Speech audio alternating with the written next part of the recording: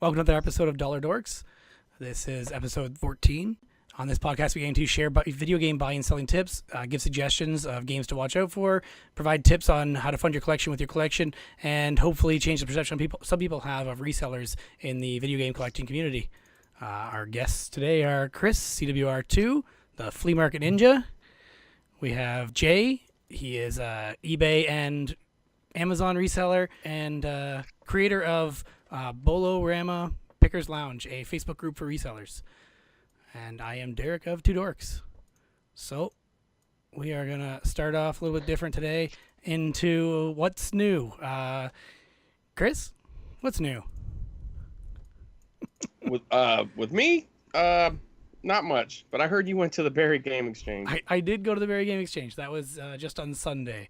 Today is Thursday. So that was a big video game swap in Barrie, Ontario. And we'll get into it a little bit later on in the show too, to get into the numbers of what I sold and stuff. Well, I know you like it when I jump ahead on your outline. Yeah. Well, no, it's good. That's what I was kind of thinking, is a little shoot the shit and give us a. So I mean, status. how did you think? You think it was a good turnout? It was. I actually should probably figure out from Hodge how many people actually showed up. I would say it was probably the same as the last show, which was in August.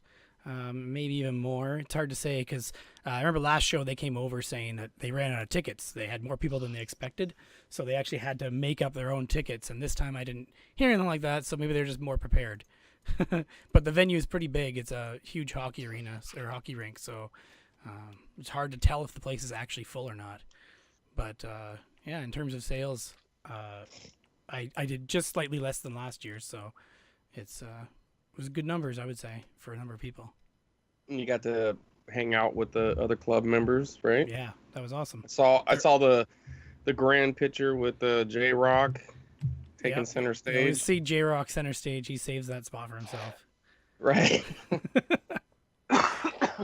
There's always such a startling difference between J Rock's pose and Kevin's pose. Kevin can't look more uncomfortable, and you should watch the latest STC pickup video because they highlight that difference for you. It's pretty good. Yeah. All right. I haven't watched it. Let's move on to the next section here. This is your last noteworthy deal, pickup, purchase, or sale. Anything you just want to talk about or mention, and then there's kind of Anyway, we'll start off with Chris. What's the last thing you bought you want to talk about? Well, a few weeks back, I tracked down a fairly old Let Go ad for an Atari. Well, it said Atari box on it. It said Atari computer box for $50, and it's a fairly uncommon box at this point. I mean, not that it was uncommon when it was produced, but it's a second gen, but really early, like 1978. It's a light sixer model. But it was just a box, and at $50, it's probably about what it's worth. But I figured, if I can talk to him, maybe I can haggle him down.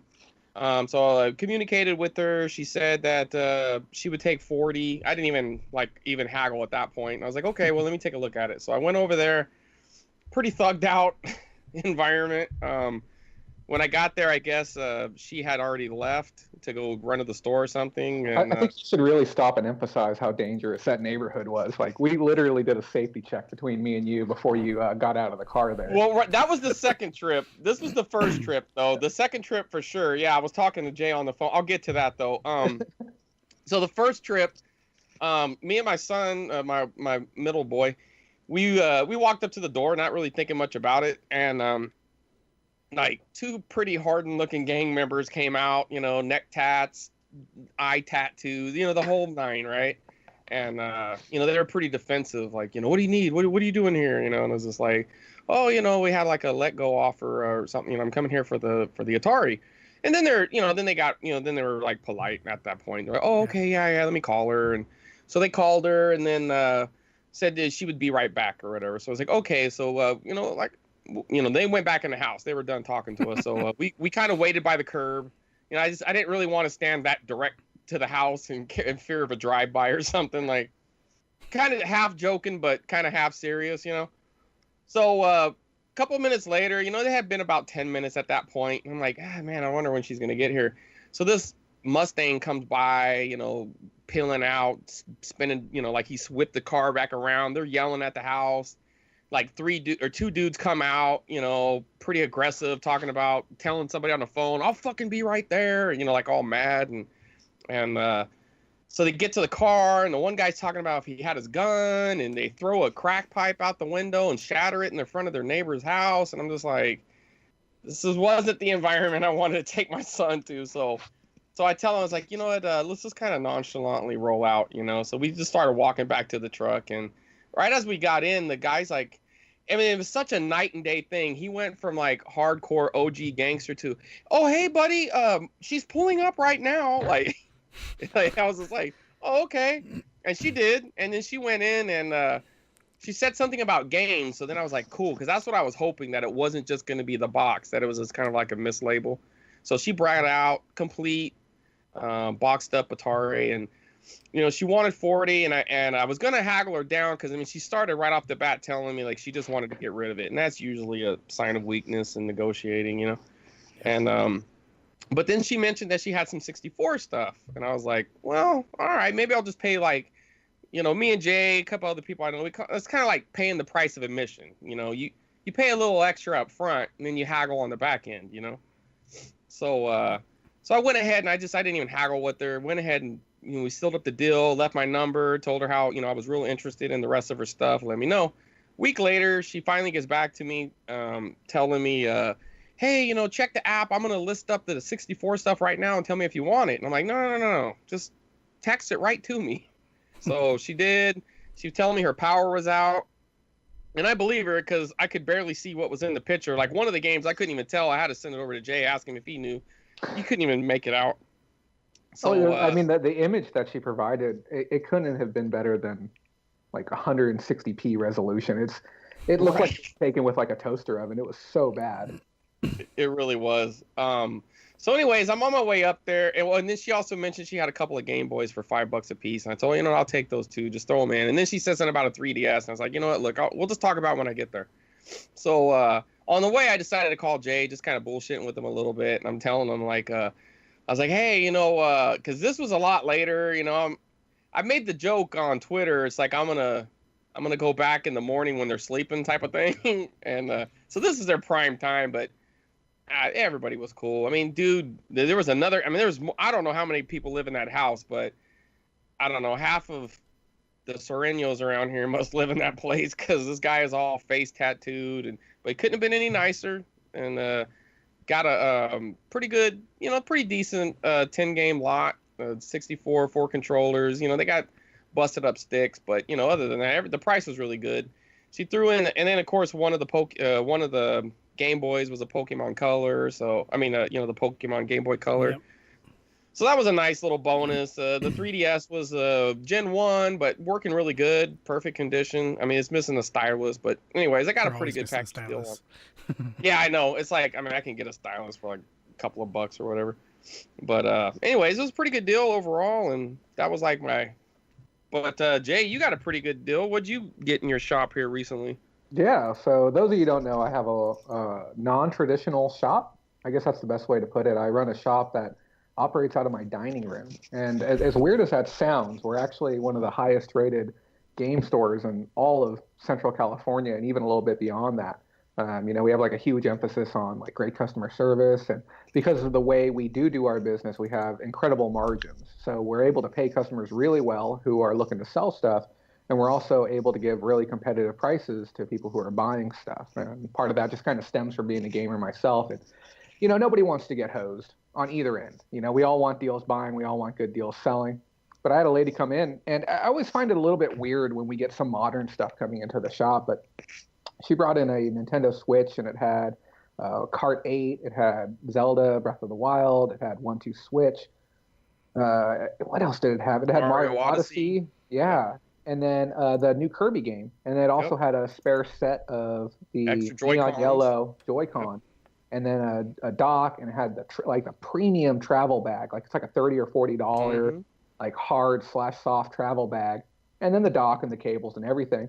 And I got a what I consider to be a pretty insane deal on it. I ended up dropping $200 and then another like $15 store credit towards another game for the entire setup. And I mean, we're probably going to pull close to 600 plus on it all day long. So it was a great little score. But it's not often Switches come in. And I asked her motivation because whenever you're in this industry, and you're like, I guess, behind the counter, so to speak, and we see stuff like that come in, we need to know that, it's not stolen and that they're not selling it to go buy drugs or anything like that, just for legal purposes.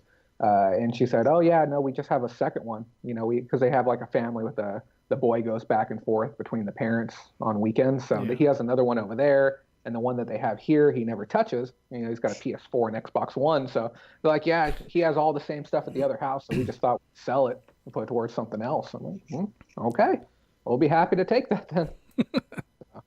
Nice. Yeah. By the looks in the picture, man, that stuff looks almost store bought. Like it looks brand tidy. new. It's tidy. I mean, the only thing that's missing is the cardboard box. But I mean, other than that, it's as good as it's ever going to get. Nice. That's awesome. I've heard that about people that have stores, that people bring things to you and you're like, I never would have expected someone to bring this in. And if you didn't have a store... If you got a minute for a wild story, I mean, there's a competitor shop in our town. It's called, we're not even going to give them the credit of giving them their name, but they've been established for about 30, 35 years. And a customer had called me and said, hey, I've got some stuff, but I called this other store and, I'm fed up. They told me that I was a liar and that I didn't have these things and not even to waste their time calling, don't even come down. And I'm like, well, that's a little crazy. And I'm like, what do you even have? He's like, I got these Nintendo games, but they're brand new. And I'm like, what do you mean? He's like, they're brand new in the plastic and they're telling me that that's not real. It doesn't exist. And I'm like, I'll tell you what, just come on down. And this was before I had really started growing. I may have only been in the business for 6 months to a year at that point. And this guy walks through my door and he has like a box, like a legitimate sized box with about 20 sealed games inside of it. And we're not just talking duds. There's a couple that, even the sealed ones, I haven't even seen another loose copy since. Like there was, I think it's called Street Patrol. It's another, what is it? No, Street Cop. Street Cop, yeah. Yeah, you had Street Cop, Friday the 13th, Castlevania. Castlevania 1. Right. There was some pretty heavy stuff in there. And like I said, I've never even seen a cartridge-only Street Cop. I've only seen a sealed one, which is so crazy to think. Yeah. And he has it all laid out. I'm like, dude, how much are you trying to get for all this? Like, what are you trying to get? He's like, she's like, I don't even know what's fair. And I'm like, dude, just try me. Give me a crazy number. And he's like, could you do like $30? Oh. I'm like, not too high. No. I'm like, no, man, no. He's like, could you do like 20 then? I'm like, dude, stop. I'm like, you're going the wrong direction. So I walk to the back and I come back up. I hand the guy $500. And I'm like, we can do this for now. I'm like, call me up in like a week. We'll see what we can do for you.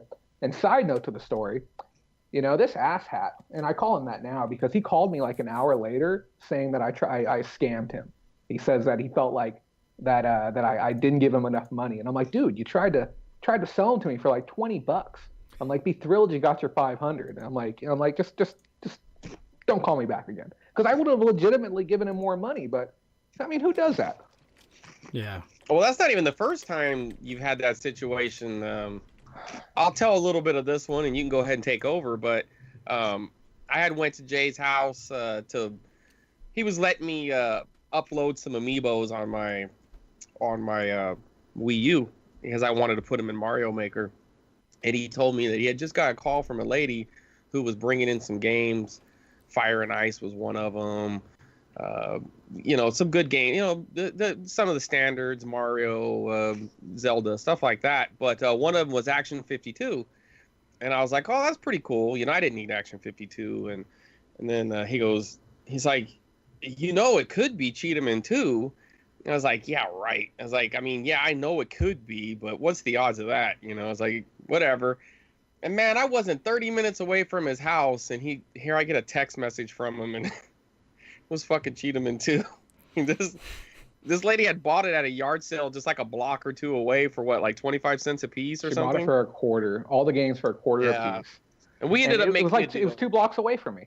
Yeah. And she's like, oh yeah, I was just off of 4th Street, and I picked them up over there. And she came in, and she, and like I knew what it was, but here's the thing that really shook me is that she had a friend who worked at a competitor's shop, and she went to that shop first trying to sell the stuff.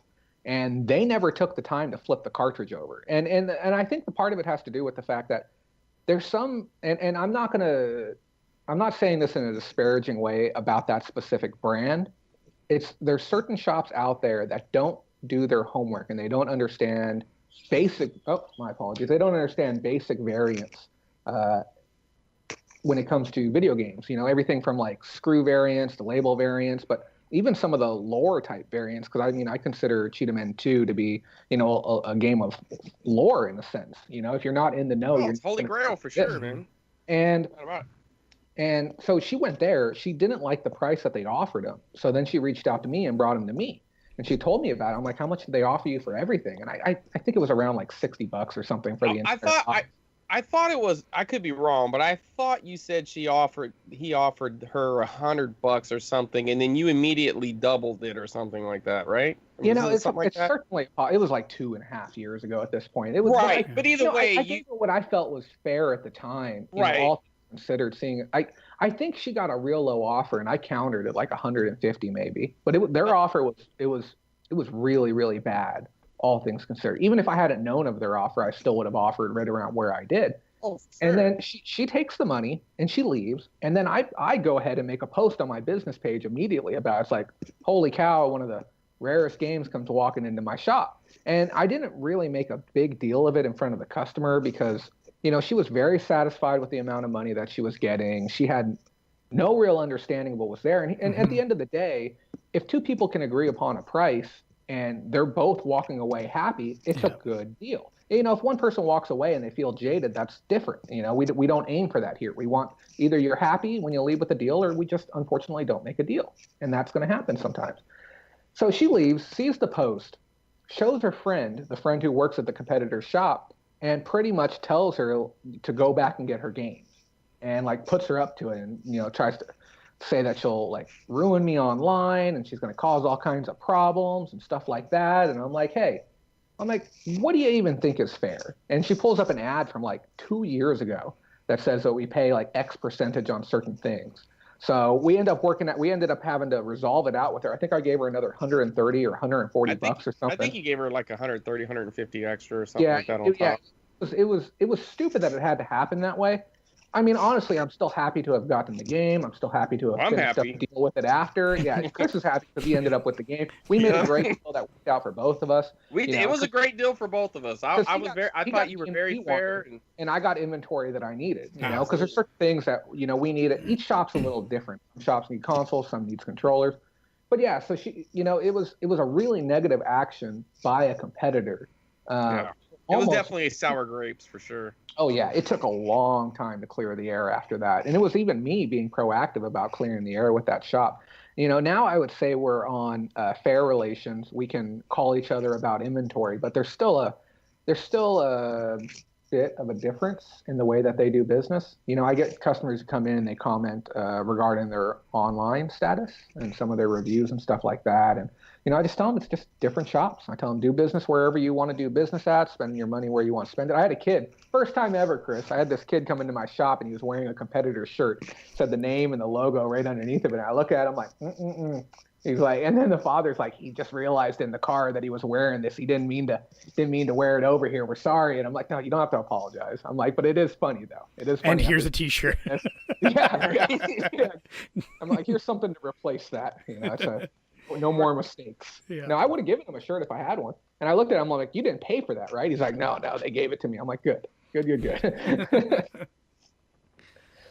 All right. Well, for me, I was going to talk about, I had picked up a Game Boy Micro that I think I actually mentioned on this podcast. I picked it up back in February for $50 with a bunch of games.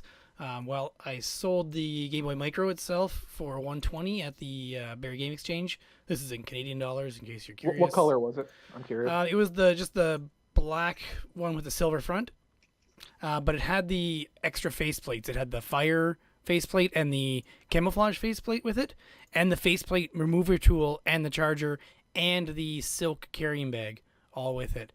So I got that for $50 with a bunch of games. I sold the system for $120, and I also sold Golden Sun and Pokemon Leaf Green with no label for $20 each at the exact same sale. So about 2 months, I turned that $50 into 160 plus. I still haven't sold all the games yet, so. $20 for a labelless Golden Sun is insane. Was that Canadian as well, or was that American? Sorry, Golden Sun it's all Canadian. Golden Sun had a label, but Pokemon Leaf Green had no label. Sorry. Okay. I said it a little bit weird. Yeah. Very good, very good. Yeah, were those faceplates on that micro, were those used or were they new? They were definitely used. Okay. The camouflage one had a crack in it, and the silver one would have been perfect except one light scratch across it. Why is nobody on top of making replicas of those yet? I know I've that the market's seen them. only like this big. Yeah, but it's hard to tell I've if the seen them ones on that are on eBay. eBay are remake replicas or if they're originals. It's hard to tell sometimes. I guess the price should be obvious, but I swear I've seen them on AliExpress, but I've never bought any because I've never kept a micro. I wouldn't use it enough because it doesn't use regular Game Boy games, right? It has a nice screen. Yeah, it does. It's a nice little tuck away. It's pretty bright. It's so and small. It's kind of cool. It's neat. I don't know if you remember the pink one that I had, Chris, or if you ever seen that one. I remember you had one. I love the pink one. Such a cool looking console. I think that was either a UK or an Africa exclusive. I don't think it was ever sold here domestically. At least it wasn't. Well, I guess Japanese wouldn't really matter. Or I don't think they're region locked games, right? No, I don't think the GBAs are regional. Not those. No. Yeah. All right, moving on to the next section is what are you selling? So this is just something that you are selling on eBay, Kijiji, Craigslist for you guys, or thinking of selling soon. Anything. It doesn't even have to be game related. It can just be anything you're selling. And we're starting off with me. So I have a whole bunch of stuff left over from the Barry Game Exchange. Prior to the Game Exchange, I obviously had built up inventory, so I sold, I think, I had that written down somewhere below, but I sold about a quarter of what I took to the show. So I have all that stuff left to do. I'm slowly putting up posts where I can. eBay, Kijiji, Garage Sale, and Let Go. Garage Sale and Let Go, if you don't know, are just, those buy and sell apps. Kijiji is a lot like Craigslist for anyone who doesn't know, but it's actually owned by eBay, and it's only in Canada as far as I'm aware. So, it's pretty much what I'm selling. Not real detailed, but it's a lot of stuff to go through, so... Jay, what about you? Anything you want to detail? I'm quite the variety seller, those of you who don't know. I sell everything from like women's jeans to surgical supplies to comics, antique glassware, you name it. I have some of it online. And then I've also been known for selling some really obscure video game things, like things that you wouldn't expect to find anywhere else. And I've built quite the following. I know people who will snatch my items up within moments of them going online because they have me on their watch list. But I'd say a couple of weird things that I'm selling right now. I have some Pokemon Snap Kiosk Center paper. So if you need like replacement paper or ink, I have that available. I also have privately, if you're looking for one, I have a Pokemon kiosk key. If you need access to one, if you're missing your original key and you need another barrel key, they're very hard to come by, but I have one of those. And if you're looking for something super high-end and obscure within the gaming industry, I have a sealed case of the Operation... No, it's not Operation Genesis. It's the Jurassic Park for the Game Boy Advance. I have a factory case of 5 or 6 of those available on eBay right now, too. It's really cool because you don't see those factory cases for the GBA all that often. So very, very interesting item. Cool. Yeah, I see 3 different Jurassic Park games for GBA. You seen any cases? I think it's which one? Park Builder, Island Attack, or DNA Factor are the 3. I think it's Park Builder. Okay. Yeah, when you said Park, that's what I figured it was going to be. I'm just bringing it up on price charting just to see what the games were, because I wasn't aware of any of them. But yeah, if you jump on eBay, you'll find it. It's not hard to find. Cool. He'll cut you a good deal. Yeah, I will. I never pay a penny more than sticker price. All right. Chris, anything you got to talk about? Just as you're out to take a drink? Oh, no, I'll wait. Well, I think I might have mentioned it on the last podcast, but I had went to Toys R Us and I grabbed a couple of their store displays. One was a Mario, one was a Pikachu, and I don't really care about Pokemon, so I got that up on eBay. Got 14 watchers and 228 views, so it's getting some action. Nobody bit yet, so as we know, watchers aren't necessarily buyers, but better than not having any watchers, I suppose. And I mean, besides all the normal random crap that I buy that's up there, besides, models and cameras and stuff like that, another thing, I've told you about the micro cassette recorders that I sell that usually don't last very long, usually a day or less. Another thing is they're transcribers. They still use the same micro cassettes, and usually the ones I come across are they're branded the Olympus brand, and they usually don't last very long. This one, I'm getting some traction on it. I might have it listed a little high, but I've been very successful selling them. But I picked one of them up the other day for a couple of bucks, and these things gravitate towards me. About 3 years ago, I was at a yard sale, and the girl I was with, she's like, "Hey, look at this," and it's like, yeah, whatever. It's in the middle. It's in the way of the games, There was a bunch of NES games, and so I was going through those, and but she's like, "No, look what they sell for." I'm like, "Oh shit!" So I picked that up, and since then I probably sold 4 of them. So this will be my 5th. I don't come across them too often, and it's so funny too, because where I found it, I went to a yard sale late. It was kind of like the end of the day type of situation, and I had looked around and grabbed a couple little items, nothing special. And under the table in a box was this transcriber, and I knew what it was right away. And I'm just like, right on. And talking to the lady, she was telling me, how much she made. I've made so much money off of that thing. I guess she was a court transcriber or doctor transcriber, something like that. She did it. She was telling me how the industry's dying and everything. I was like, I don't really care about all that. Just how much you want for it.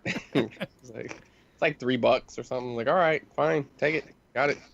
So that's what I got going. I got, I think, about 50 listings up. How many you got up, Jay? Probably about 500. Currently just broke 800 again. So I took some time off is what really killed me. I went from 1,500 to sub 500. I was starting another company, and I took maybe 9 months off of thrifting and listing. And then after I came back, I've just been hammering it for the last 3 months to rebuild. But, obviously, the number of listings up is kind of meaningless. It's more about your sell-through rate. So Absolutely. Sometimes I'll be more impressed by the person who, put up 500 items, but they sold 480 of them, and they got 20 listings left.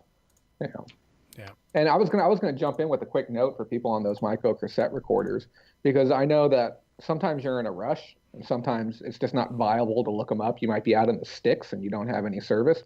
I always tell people the quickest method, like if you have no access to the internet, is just understanding that the ones that do digital recording only are generally the lowest performers.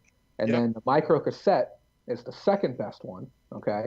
And then the best one you can get is both a micro cassette and digital that you can record at the same time. Now those are like a needle in a haystack, but they usually start at about $70 used, give or take, and then go up from there. I've sold 2 of them I sold one for 78, and I think I sold one for 85, but it came with a little bit of extras. Dude, I had one missing the stop button, and I got $130 for it. Mm-hmm. Yeah, I was blown Yeah, if you away. catch the right brand, you really got to. Oh yeah, yeah. Because I mean, when they're brand new, they're like $250. I'd love to know who these people are that are in a retail store and they're looking at it and they're like, yeah, I think $250 is an appropriate price to pay for something that my phone does for free. Yeah. But see, here's my theory though, dude. Like I've thought about this, and I think we've talked about it before too. But to me, it has to be either one or two things or both. It either has to be like a student who's like maybe the college or the class bans phones, but they can use tape recorders to record like lectures and stuff like that. Or I would say legal proceeding stuff like. I thought you were gonna say like the husband trying to catch his wife or something. I really thought that was going to use the phone for that. No, like legal proceedings for that. Yeah. Like whatever court cases or whatever, but stuff that you can have in a courtroom or in a arbitration setting type of thing where you can record. I have been so determined to actually ask one of my customers. I'm just waiting. I was going to ask this last one. They just got it. They haven't put up feedback yet. And I don't like to rock the boat. If I don't hear nothing from them and I don't get feedback, I don't bother them. But as soon as they put up the positive feedback, I'm going to message them and be like, dude, I got to know. Dude, I'm gonna tell you. Why do you I'm gonna buy comment these? in there. One thing, okay, if you want some extra feedback onto what is exactly going on, I checked the cassette. Like I always play the cassette. You got to play the cassette if there's a cassette in there. Yeah. Sometimes you're hearing music, sometimes you're hearing, yeah, like you said, legal stuff. The last one I played, it was kind of disturbing in a sense. And I still have the tape. It was a guy arguing with a woman, like over custody shit. Like they were arguing over, like, no, you had the kid last weekend. Why are you making up lies? And I'm just like listening to him, like, wow. I'm like, this guy shoved this in his pocket. He was getting ready for legal shit. Like, yeah, he wanted to get an actual solid recording of it. And like, here I am with the tape now. And I'm like, this is just so weird. And then the other thing you touched on is messaging the customer after. And I've done this a few times because like there's one that I sold a board game for like $250. And now that's not like, yeah, that's a big deal all in its own regard. But it was a huge deal because there was none active at the time and there was none completed within the last 6 months for this board game. I just grabbed the number out of the air and it sold in 20 minutes. And I messaged the guy, I'm like, hey, I don't want to sound like crazy, but did I leave money on the table? Like, I'm like, I'm going to package your item up and send it out. But even if it's worth like $3,000 and you just got it for $250, I'm like, I just have to know. And he's like, oh no, like we got it because me and my brother used to play it when we were kids. And I've been waiting for one of these to show up for about 4 years now. So the moment I saw it, I just went ahead and bought it. I didn't care about the price, but that was probably about as much as I was willing to spend. I'm like, good to know. Okay, good to know. Yeah. But sometimes I'll message people after. I'll be like, hey, did I leave money on the table? Like, just throw me a bone if I come across one of these again. And I actually had a guy tell me once, he's like, yes, you did. I actually did leave money on the table. And you know what it was? Freaking Atari controllers.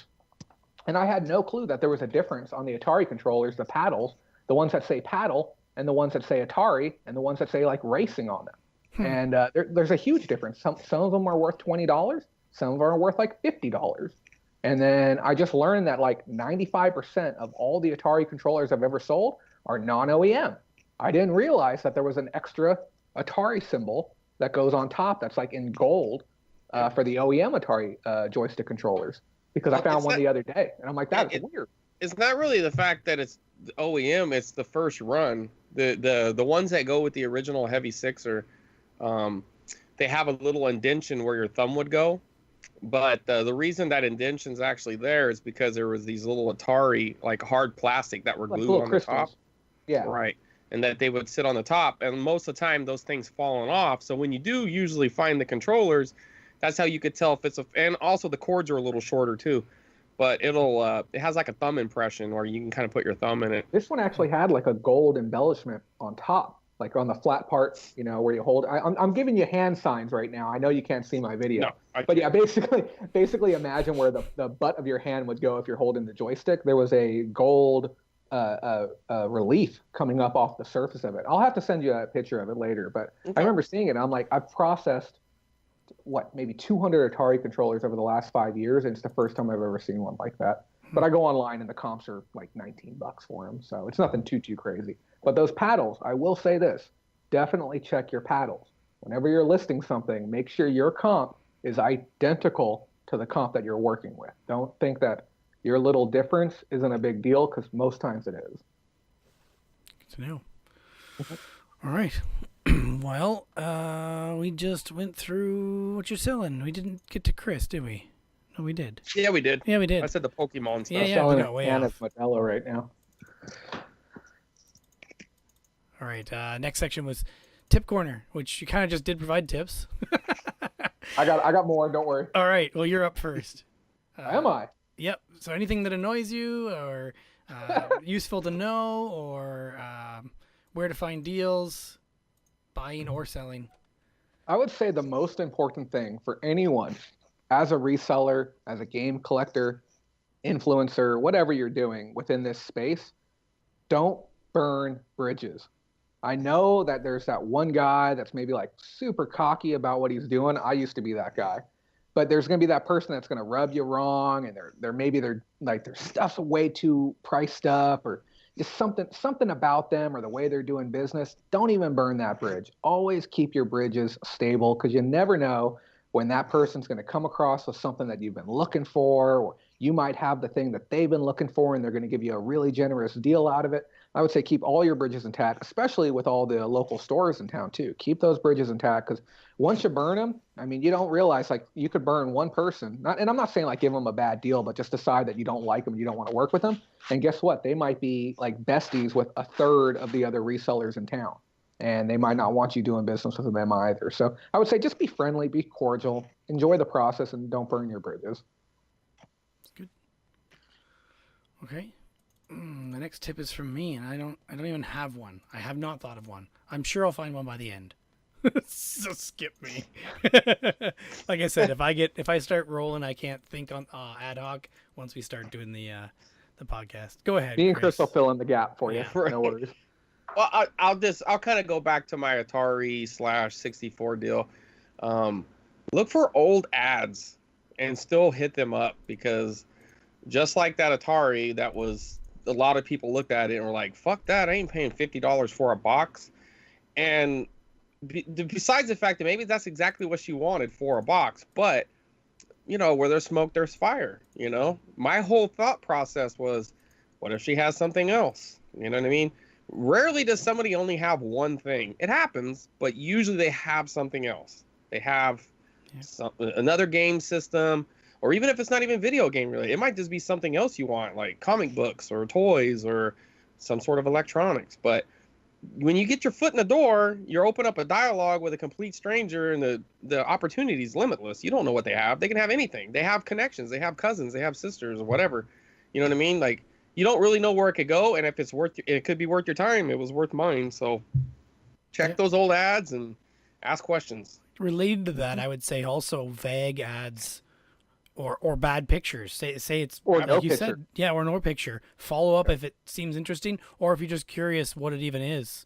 Because I've had that work I out used for to me. make a living doing that. I would go on Craigslist. I would find the worst ads possible, especially ones without pictures.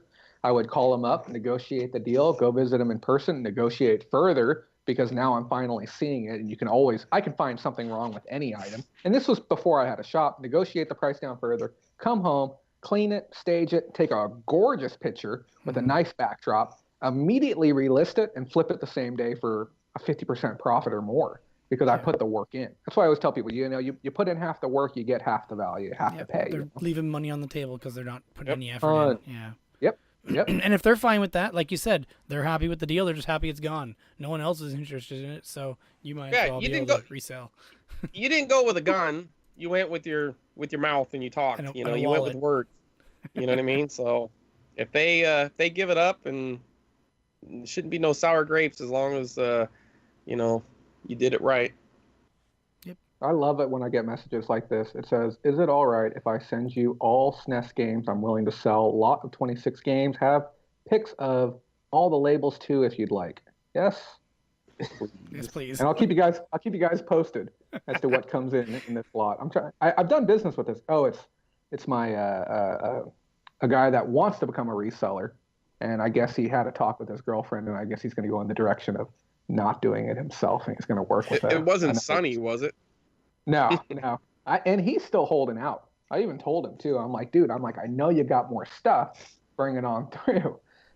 So briefly, there's this guy who's been steadily bringing Jay Super Nintendo games for about 2 years now. And we're not just talking a few. We've probably gone through over a third of the library at this point. It's been and premium titles. I mean, some of them are common, but a lot of premium titles is coming from this dude. We've got all of them. Found, SOS, Evo. Like really, really good, like premium, especially a lot of mid-range. Like we had Artie come in the other day, and you don't see that one ever. I see it. It's right here on my shelf. I wonder where it came from, man. Yeah. Does it still say Sonny on it? No, I cleaned that shit off. Okay. That's the thing I was gonna say. He writes Sonny, his name, I guess, on every game. Dude, I tell you, once you get one of the ones that comes in that's like a $200-$300 title that says it on there, you should just keep it on there, just as like paying homage to the original collection. That's what I would do personally. But then I want to know the background story. Did he buy these new, or is he just a collector too that's picked them up from garage sales? Or that would make me curious. I have a lot of theories about this, but I don't have a concrete answer, because there's only so far you can you can delve before you kind of cross a line with the customer. Yeah. And because I've asked him, I'm like, dude, this stuff isn't hot, right? He's like, no, it's not hot. It's just, some of it belonged to my father, some of it belonged to me, and we're just looking to sell some of it now. And he even came in one day, and this is how I know he has more. He brought me a massive box full of Super Nintendo manuals and boxes for every single game that he had brought me so far, plus every single game he had brought me after, plus all the games that I haven't seen yet. So that's how I know more. The way it comes off, it was like 200 plus boxes. Jesus. To me, it comes off as he's got a collection, he wants to keep it, but he's selling it because he needs money. That's the impression I get when he brings it in piecemeal. You are far too bright-eyed, bushy-tailed about it. And the way I perceive it is that, and no disrespect, it's just, I guess you get a little bit more perspective the further you go in as a retailer opposed to being a general collector. I think what's happening is he might be skimming some of his father's titles here and there, and he's obviously sharing the money with him because he lives with him, but I think that he might be selling a little more than his father might want him to sell. I think he's buying meth, but I haven't met the guy, so I don't know. I have no clue. There's the Artie Lightfoot. I wish that label was a little tidier. They're all bad, dude. This is a late release Majesco. It's always. I can clean up that a little bit if you want. No, I don't want you to do that. Okay. I do just say here's a legend. I don't like replace labels, but there is a method you can use with like actual paint. So I even have a paint pen right here, and you can go in, you can do some light touch up. I'm not saying like go in and like hardcore do fills and stuff like that, but you can do light touch up on especially blacks and whites. You can do a little bit of cleaning up. And I got Sharpie. It's no different than hitting it with a magic eraser and pulling Sharpie off. Well, you guys are talking about your eBay listings before. I don't want to make you jealous or anything, but I have 5. Oh, that's dude. It. I let all mine expire just before the sale as well. I only probably had Never 15. let a listing expire. No, I intentionally did because I didn't want to be taking the stuff to the swap while it's on eBay and have it sell on eBay while I'm at the swap. No, don't they have service there? Yeah, they do. But I was too busy dealing with the people to remove ads. I actually had one game that I thought I had removed. Actually, three games I thought I had removed or set to expire, but apparently did not. And one of them sold today, but luckily it was something that didn't sell at the swap. Yeah, which is good. Well, dodge the bullet. So I have a bunch of listing to do. Some of them I can just repost anyway, so it's not bad. All right, we're going to take a quick break. Hey guys, Dean Lasagna here from Round 2 Gaming, and I wanted to quickly jump in to let you know about one of my favorite gaming podcasts, Flock Talk. Miles, Chris, and Catherine put on a fantastic show for you each and every month, covering themed topics ranging from puzzle games and escape rooms to gaming aspirations and best of moments. Whether you're into video games or board games or card games, I guarantee you'll find that geek culture enjoyment you're looking for. Hilarious hosts, witty banter, top-notch quality, Flock Talk from the Flock of Nerds crew. Check them out on iTunes or head on over to www.cartridgeclub.org to join in the fun. And we're back. So the next section is story time. So any story to tell, a failure, lesson learned, the hard way, anything like that. Chris, you're up. Got anything? Well, okay, I'll you give always a little have a story. brief. Yeah, I'll give a little. You guys have story. told like 6 already, but right. I'll tell a small one. Like, when I first started selling on eBay, right? It was probably 2012. I think is when I finally started selling. Maybe 13. It might have been 2013. But to someone who hadn't actually done it, it might have seemed a little intimidating. But I was seeing this guy, Jay, selling stuff on eBay, selling stuff in his house and all that. And I've never been a stranger to selling things. I mean, I've sold cars, I've sold all kinds of stuff, whatever. When I was even elementary, I used to sell pencils. Like I would get them from the pencil machine, and they used to have like NFL pencils, and there were certain ones that were desired, and I would upcharge them. So I was an evil pencil reseller even back then. So, I'm over at Jay's house, and he's telling me about eBay and how simple it is, and I'm sitting there watching him do it. And I mean, I sat there and watched a guy you know, show me how to list something really quickly, how to, you know, go through it, how to clone the listing. I mean, it was all real simple, real quick. He definitely it was a really easy way to learn. You know, I mean, he did it in a way that was very easy to digest. And then he actually had something he already had sold, and he showed me how he printed it and everything. So I mean, We were in and out in like 30 seconds. Like it was the quick. listing and 30 seconds on the printing and packing. Right. It was quick. Right. Yeah, because earlier you were doing it with your iPad. You were showing me how you did the listing, and then we went into your other room that you had your printer set up and you printed out. But I mean, it was just pretty cool, and you know, like I'll always be grateful for that. You know what I mean? Like, I mean, I know I could have figured it out on my own at some point, but you know, like it's always quicker to learn something when you have someone who's showing you in an easy, you know, like a digestible kind of way. You know, Dude, I even told you about that today, like because we were talking about the software that I'm using to record, the software that Derek, Yep, right? Derek is using to record, you know, that OBS. I mean, it took me like 4 or 5 hours to figure this thing out on my own. There's a lot of little nuances to figure out. And I was telling you on the phone today, I'm like, dude, I'm like, get with me on the phone like 15 minutes before the show. I'm like, we can bang this whole thing out. If you have somebody showing you and presenting it and saying like, these are the bits to worry about, don't worry about any of this other stuff, it makes it so much better, the learning experience. yep. Mm-hmm. Well, anyways, just a short and sweet story. But Jay, I want you to touch on Amazon a little bit. Oh boy, Let's Amazon. hear a little bit. I mean, how'd you get started on Amazon? Amazon has been the most interesting and rewarding and frustrating and time-consuming but time-freeing experience all in one that I've ever had.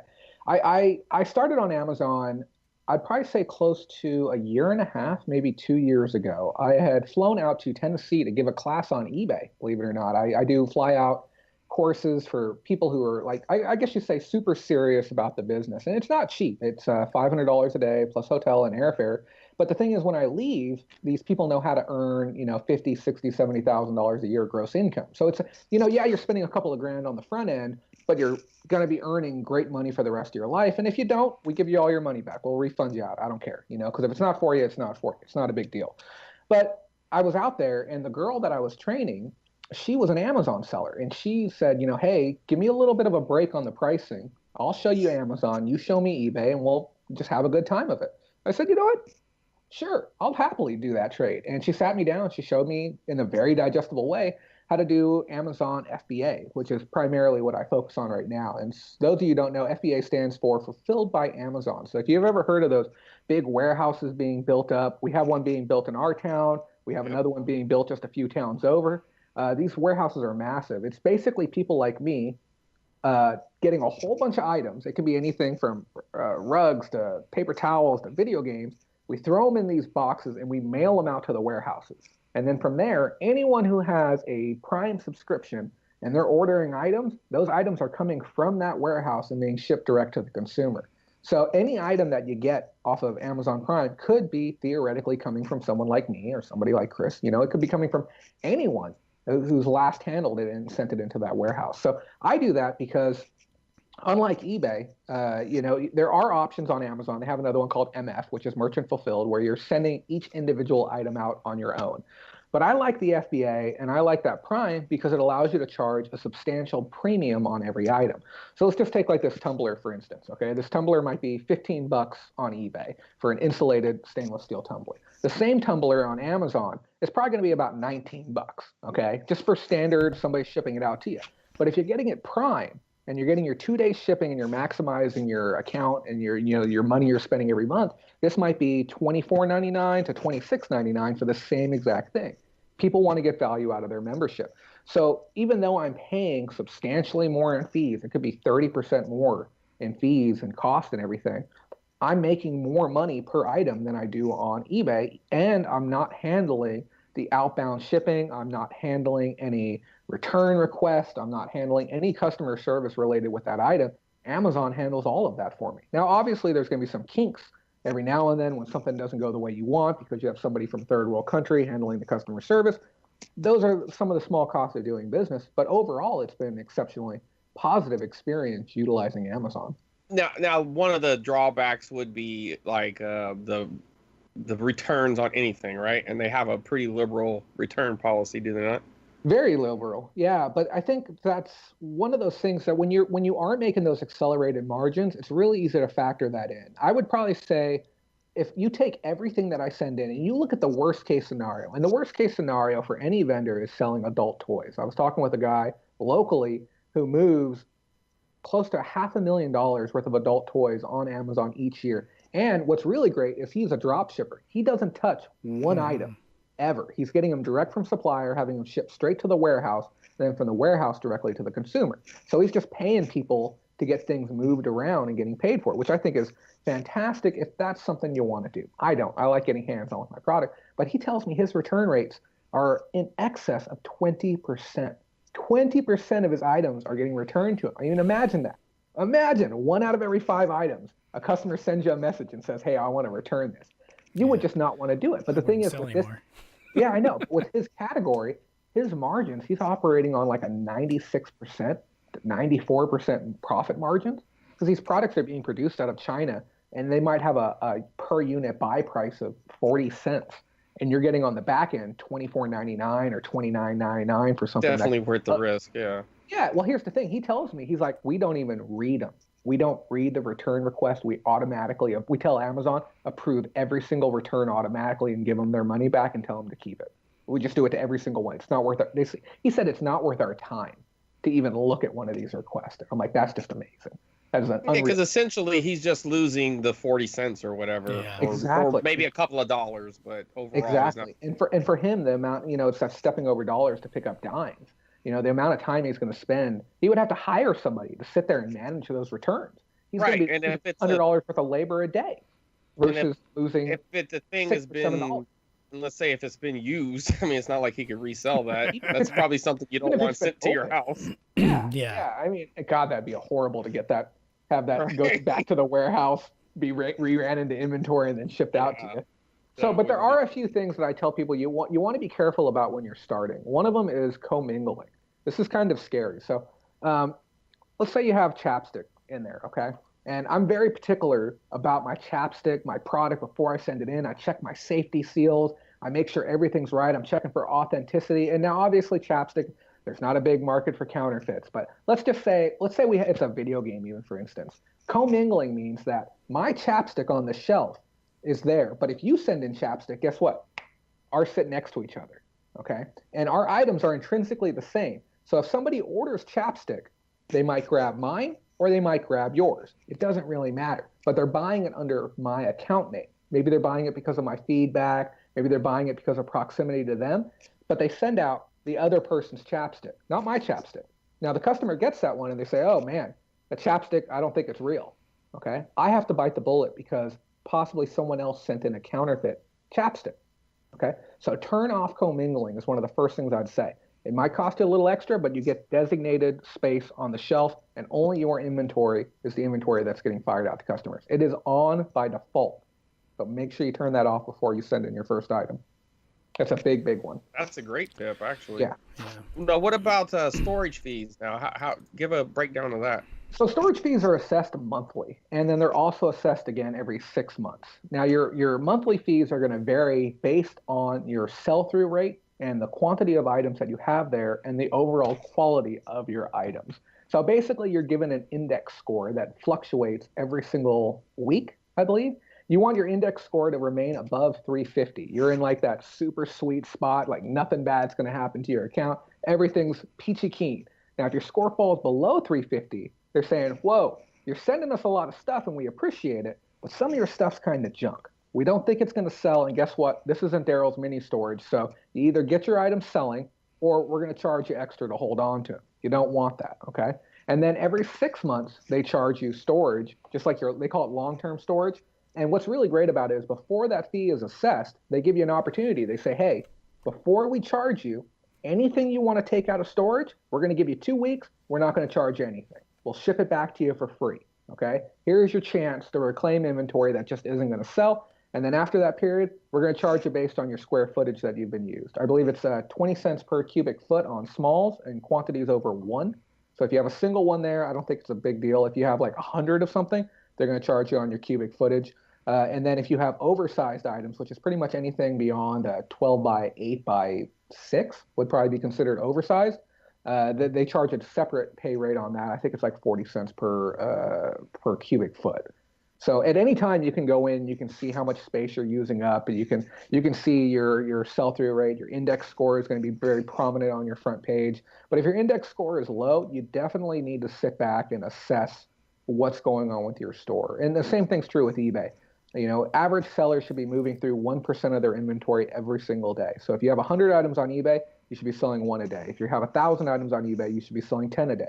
Now, obviously, on the short term, based on high attrition or high conversion rates on specific categories, somebody like Chris selling a bunch of iPods recently, yeah, his percentages are going to be through the roof compared to me selling, vintage sewing parts. It's just not going to be the same. But you should be maintaining about a 1% average. Same with eBay, same with Amazon. So if you're missing those marks, reach out to someone. If you need a mentor, this guy here, but reach out to somebody and ask them, like, what's wrong with my store? Why am I not selling more?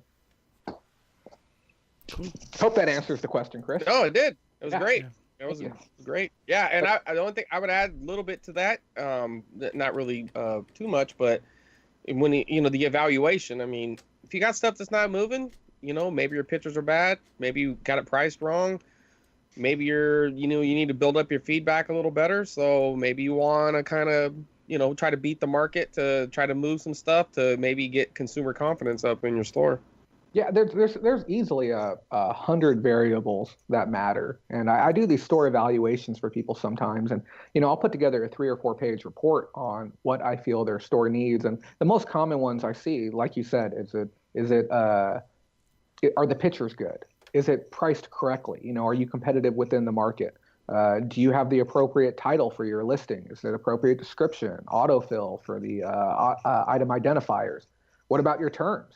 Are you one of those people that says, I'm going to have 5-day handling on an item because I'm too lazy to ship it out today? So you got to look at all your factors. Yeah, get your stuff out fast. Yeah, and then good feedback. Good feedback is super, super important. And those of you don't know, I'm part of the eBay Small Business Ambassador Network. So when it comes to dealing with stuff like this, definitely, if not me, lean on somebody that truly knows what they're talking about. Make sure and that's one good piece of advice I want to give. I'll give you your piece of advice, Derek, one that you can give out, is that don't just take advice because it's given to you. Even have a critical eye about my advice, because there is so much crummy advice on the internet right now. I see it every single day. I'm a member of maybe 30 or 40 different reselling groups. I see the worst advice ever in some of these groups. Find yourself a reputable group. I don't care if it's mine or someone else's, but find one that's small, a couple thousand members at most, and find the smart people and work with them. If there's not smart people in there, leave the group, because bad advice will do more damage than you can realize. Yeah. And I was going to say, it doesn't really, I don't know, I don't want to take away from what you said about Amazon, but I'm in Canada, so it's very different here. And for me, I looked at Amazon about 2 years ago and just determined it wasn't even worth me listing one item on there. I think I had 7 Madden footballs for 3DS, which was a desirable game, just because it was the only Madden game on 3DS, I guess. Anyway, I had them sealed. I'd picked up at Walmart for $5 each, and I just couldn't do the FBA or even fulfilled by me, merchant fulfilled. It just wasn't worth it to me. I ended up selling them on eBay. Why wasn't it worth it? Let me ask you that. There wasn't enough not profit. To, challenge you. Yeah, okay. No, there wasn't enough profit to make it worth it. I made more selling them on eBay than I would have selling them on Amazon. Okay, I'm checking the item right now. Don't mind me. So it was a long time ago. Like I said, 2 years. 08? Do you remember which one? It was a Madden football. Oh, just Madden football? Okay. Was it a Europe, Australia? It was a PAL one, huh? No. It was NTSC? Yep. He's in Canada. He's not in. Well, they get PAL out there in Canada, don't they? No. Not anymore, and not any more or less than we do. Madden football. Oh yeah, it's pretty darn expensive in new condition right now. How much did you sell them for then? So I sold them. I ended up selling them actually to a guy in the States, who I assume was a reseller, and he ended up paying, after all fees and shipping and everything like that, he bought 3 of them off me for $16.35 each. The first one I sold directly on eBay within Canada, I sold for $20. Okay, so I want to clarify one thing. When you're selling on Amazon, you get access to a very specific app called the Amazon Seller app. Yep. And what it allows you to do, it allows you to check comps based on how you sell. So the comps that we look for, because I always say it's exact comp, is you're looking for the cheapest prime price or the cheapest FBA price when you're looking for comps online. Like currently, now I understand it's a significant amount of time later. The cheapest one available on Amazon for the Madden Football Nintendo 3DS NTSC is $121.94 right now. So if you were to list, you'd be competing at that price with a gross profit of $99.44. So sometimes, it's about making sure you find that exact comp. And then there's other times where you'll see duplicate listings. So every item on Amazon's assigned a rank, and the rank determines its overall sell-through rate. So in video games, a game that has a rank of 1 would be a very, very popular game where we're talking, it could be 100 copies an hour that are selling. And then if we look at something like Red Baron for PC, it's going to have a rank of 2.5 million. That's literally how far down it is on the list. You might sell 1 copy a year. So this game has a rank of 10,000, which is pretty darn strong in video games. I'd probably say 1 copy new might sell every 30 days. So it's one of those things, like if you had copies left, I'd say totally send them into FBA. But if you're doing MF, it might be a little bit different. The other issue is Amazon.ca is different from Amazon.com. The price I see here for selling for brand new is $49.99 here in Canada, and the rank is 12,000. Still a good rank, but the selling price is completely different. You can sell in both regions. You can make your items available for sale in the American regions. My items are available for sale in America, Mexico, and Canada right now. Yeah, but how would the shipping be for him? I mean, that's what I was going to say. Where's the shipping going to be located?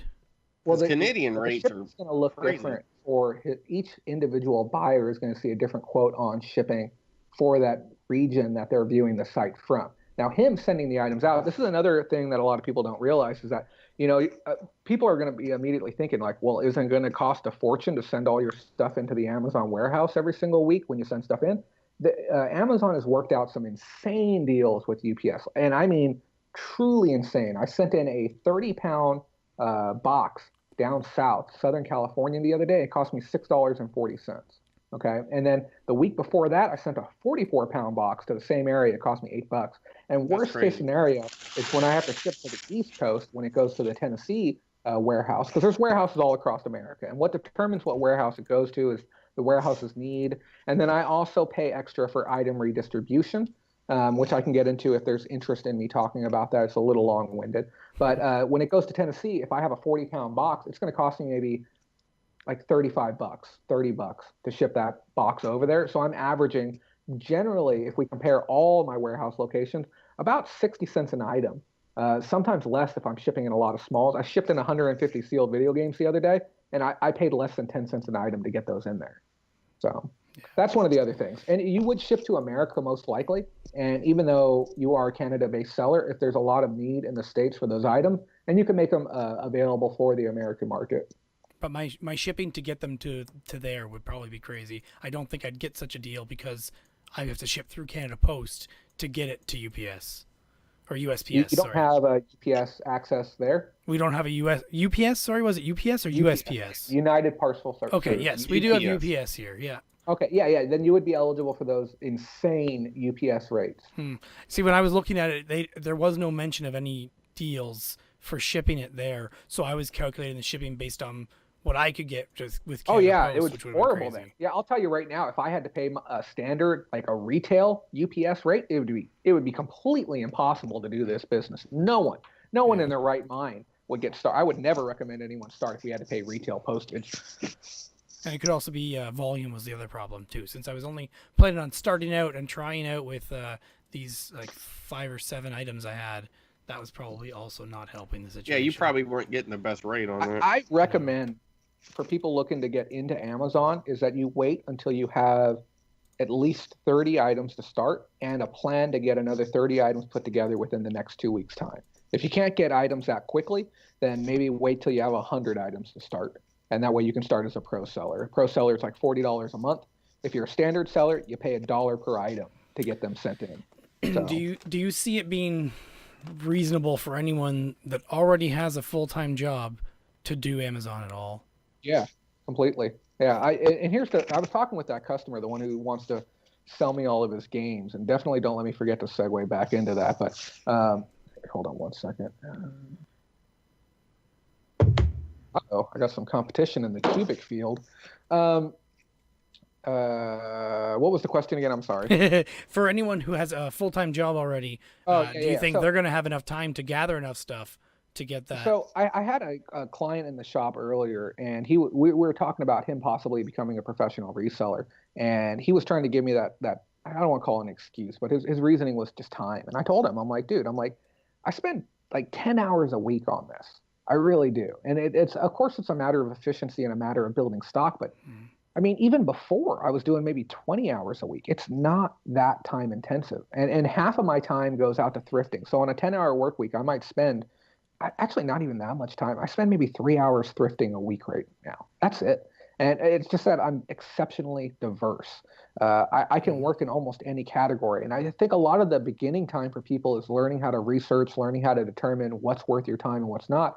But of those 10 hours, 3 hours go to thrifting, 3 hours go to listing. So that's listing across both eBay and Amazon.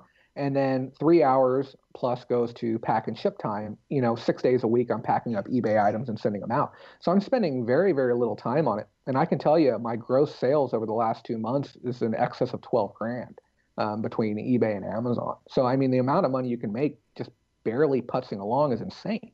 And the first thing people say is like, well, why aren't you doing it more then? I've got 5 or 6 other businesses that I own. So, for me, it's one of those, there's going to come a time where I'm going to sever that relationship with eBay and Amazon. But it's only going to be when all other avenues are more profitable than that one. And it literally becomes the last rung on the ladder. And it's about halfway there right now. But once it gets there, yeah, I'll be cutting it clean off. But for anyone else who isn't making, like if you have whatever job you're doing right now, I don't care what it is. I mean, you could be flipping burgers, or you could be, collecting money at a toll bridge. If you're not earning $4,000 a month right now in life, just in life, it's your own fault. And I don't mean that in like a derogatory, like you're too lazy to do it, but anyone can do it. Anyone can go out and start as a reseller on eBay or Amazon. And there's so much help out there. There's never been more access to the amount of information available today than at any other point in history. You just got to get online and get it. So if you're not making $4 grand a month, it's of your own fault. It truly is. I think most people they're kind of afraid to start because they're kind of afraid to commit the time to their own success. They'll come up with these grandiose excuses as to why they can't do it. But I always say, you give me an excuse why you can't do something, and I'll give you a better excuse as to why you can. All I want to come up with now is excuses, but I also don't want to. I get really heated about that. There's just so much disparity in this country, and so much of it is of the own person's fault, and they spend so much time blaming, like, I couldn't afford college, or my job won't give me a raise, and I just tell them, it's like you have so much more control over this. And here's the thing, I'm hypercritical of eBay. I'm hypercritical of Amazon. I can say so much bad stuff about them and their policies and their fees and, how they're really sticking it to the seller. But truth is, I mean, they've afforded me a quality of life that I would have never expected when I was growing up. I'm 31 now. And I'll tell you, when I was 21, 22, 23, 24, I would have never thought ever I would have this great of a life. I mean, I tell Chris all the time, I'm like, me and him, we could go anywhere in America, anywhere we want, and we could survive as purely thrifters and resellers. That's how good the opportunity is. But I watch countless people pass up on the opportunity every single day. Just like the guy that was here a few moments ago. I told him, I'm like, dude, you have the games to start your account. You can be very successful doing this. I'm like, you enjoy thrifting already. Just go for it. I'm like, I'll even get you some seed money. I told him, I'm very generous with people. I tell them all the time, I'm like, I'll buy you a printer. I'll buy you your first set of labels. I'll get you, a piece of fabric to take pictures on, and I'll lend you a light. I'll get you started, and I won't charge you a penny. And I even offered to train him for free in one of my classes for a single-day class is $400. And what did he do? He turned a blind eye to it. He said he would rather take the easier option. So I get really heated about it because, I mean, who wouldn't? You know, me and Chris, we think this way. It's like, who wouldn't take this free help? Yeah, I want to dive into it more, but I don't want to take up more time. I've attempted diversifying, but obviously I'm not putting enough effort in things. I think the other things that I am selling that are more diverse, I'm pricing too high. But that's a whole nother topic. I can tell you how to price in 30 seconds. 30-second pricing guide. Find an exact comp of your item that's available currently for sale. Combine the item cost and the shipping cost together. Take that gross amount, take 1 penny off, and list your item for that same price, a penny off, with free shipping. And the reason we do this is so that you appear first within price plus shipping lowest first. You appear first within best match. Okay? And having those two metrics on your side will increase your sell-through rate. That's how you price. So I did everything except for the free shipping part. Yep. Because here's the thing. You know how many elderly people get online? You know how many adults get online? You know how many kids get online? And the first thing they do is they scroll down the side and they click on free shipping. Every single one of your listings disappears the moment they do that. Yeah, I can see that. Yeah. And then here I'll go a counter on that. When you, and there's when always you go good counters. It's important. when you buy a car, what do they put on the sticker price? Full retail, no returns. Well, what don't they put? They don't put the taxes. They don't put the extra little fees. So people see that sticker price. I hear what you're saying about the filtering out, but I'm averaging an item and a half a day. I'm not saying it can't go up, but I don't put very much of my stuff at free shipping. I just match it at whatever the market is. I don't like getting caught in the... You remember that one item I sent to Florida that went to some random town that must not have had any service, and the shipping rate was going to be super high, and then I had to ship it off in a bubble mailer or whatever. Like, you can get caught with the calculated shipping into a wrong area. I'm not saying for me, I usually stick to free when it comes to media items, because usually, you know, that's what you're competing with. But when something's rare or when something's desired, people are going to look. It just depends on how many items. But I agree that if you're competing against a ton of items, you want to do something to stand out. And if you and here's the thing, there's the constantly going to be additional things that's going to drive the market in a direction where you have to compete. Like the newest hot button topic is free returns right now. Yeah. And I was literally on the phone with somebody from DC, eBay today, talking to them about that. And they were talking about how it can increase your sales metrics without actually increasing your return rate. And I told them, I'm like, this program hasn't been around long enough to really show that as being factual, but I'll give you the benefit of the doubt. But I told him, I'm like, why should anyone have to do this though? Because we were all on the same level playing field before this was introduced. Now you're making us have to compete. Think about they're eBay trying to compete with Amazon. Listings. Well, think about eBay promoted listings, which is where you can pay extra money to have your listing appear more often. Okay. And I'm like, we were all on a level playing field before this. Think about 30-day returns. We were all on a level playing field before this. So the reality is there's always going to be new things added on that, you know, you're going to have the option to use to be able to compete. But I feel just simply because of the searching aspect alone, it's pretty much worth it. Now, are there going to be some fringe examples where you're going to have items that you really want to charge shipping on? Yeah. Like if I have something that I know is going to cost me $60, $70, $80 in shipping, but it's an item that's already $200, $300, most likely the person who's willing to spend $300 is willing to pay for shipping. It kind of makes sense. But if you have something that's going to cost $2.50 to ship out, $3 to ship out, don't add shipping on. You know what I mean? It's like you're only going to make your listing first. And I'll agree, because I sometimes I'll see someone trying to sell a $1,000 video game and then they're charging $4 shipping, and I'm like, that's fucking stupid. It's so stupid. It makes the listing look wonky. It's like how desperately do you need exactly $929 after fees, but you have to include that shipping cost in there. Right, yeah, like that's the deal breaker. But the thing is, if you sent them a message and negotiated and be like, hey, would you take $8 off? They'd be like, yeah. Right. You know, that's a great tip too, though. It's as a buyer, I mean, if there's something you want, unless it's something you feel like is going to like it's the price is so great and it's a new listing and you're afraid it's going to sell, message the buyer. Ask them for less. They don't always have, just because it doesn't say make an offer, don't mean they won't take an offer. I send in offers all the time. Yeah. Yeah. Okay. I don't want to keep going back to the same thing. Okay. Let's move on. So, for me, story. So I sold at Bear Game Exchange this past Sunday. I took a $4,300 worth of stuff with me, sticker prices. Obviously, I was willing to negotiate on a lot of it. I sold $820 worth of stuff. That's everything. Plus, my wife sold cookies there that she had made, and yeah, we did a giveaway, etc., etc. It was a pretty good How many dollars weekend. worth of cookies did you sell? Sorry. How many dollars worth of cookies did you sell? I'm worried it's going to be So- a number that's just going to like smash your game. No, It's gonna be like she only made. $2,000 worth of baked So she goods. made Pac-Man cookies. It was a Pac-Man and two ghosts in a bag together. Oh, that's cute. And the cookies were, so that bag was $2. There were several people who walked up and thought each cookie was $2. Yeah, so a lot of people seemed to hesitate, and then they would say, sure, I'll take a cookie, they look good. And then we hand them a bag of 3, they're like, oh, there's 3 of them for that price.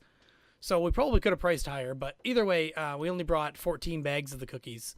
My wife just didn't want to put a whole lot of time into it in case they didn't sell. We sold at this event in August, and she also made cookies then, and she made Tetris cookies. There were more in a bag, and she charged $3 a bag, and they didn't all sell out. This time we sold out all the cookies. So, but one girl also came and bought 8 bags. So, and then she started using those bags to negotiate with other sellers for trades. Pretty damn Man, smart. She resold. She Yeah, scalped you. Yeah. with Joel actually, with Jam Oh, Kennels. Joel. Yeah. She traded him a Mario blanket of his for a bag of our Wow. cookies. Oh.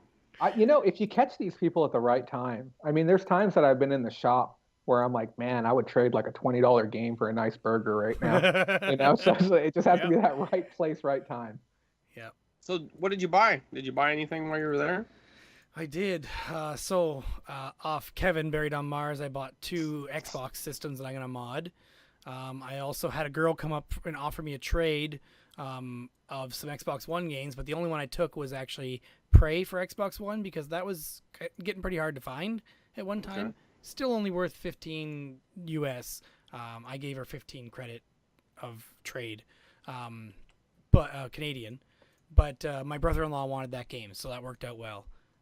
And then I also bought a Wavebird controller for 15. Just the controller, no receiver, because I already have a spare receiver. I cannot remember anything else. I don't think I bought anything else. I didn't buy a whole lot. Yeah, I think that's all. Yep. I hit a pawn shop up while we were in Barrie, and I picked up 2 games that were each valued at $20 to $25 for $5 each. I brought Good them little to flip. Yeah, I brought them to the show and they didn't sell, but that's all right. I'm probably gonna keep the one for a while and see if my son wants to play it. It's Hot Wheels World's Best Driver for PS3, and the other one is Puyo Pop Fever, made by Atlas for DS, but it's loose. And that one That's a pretty good price for a loose DS game. Yeah, it is. I think it's because Atlas. It's the only thing I can think of. Yeah. I'll have to see if the game's any good because it's a weird Yeah. game. All right. Well, moving on. We got discussion, topic, collection update. Kind of a generic section here, but this is basically, do you track your purchases? This is for new people that haven't been on the show before. Do you track your own collection, your purchases in a spreadsheet? Do you have any fun statistics or anything like that you want to share? And Chris and I both talked about this quite a bit, but I have an update. Jay, do you have anything you want to share? Do you track your own? I'll let you go first. Go on and talk about that update real quick. Sure. So for my collection, as people already know, I use my collection buying and selling to pay for my own games. So my entire collection, which is valued, I mean, this isn't all complete, but somewhere around $12,000, I am now $18.82 in the hole for all of it.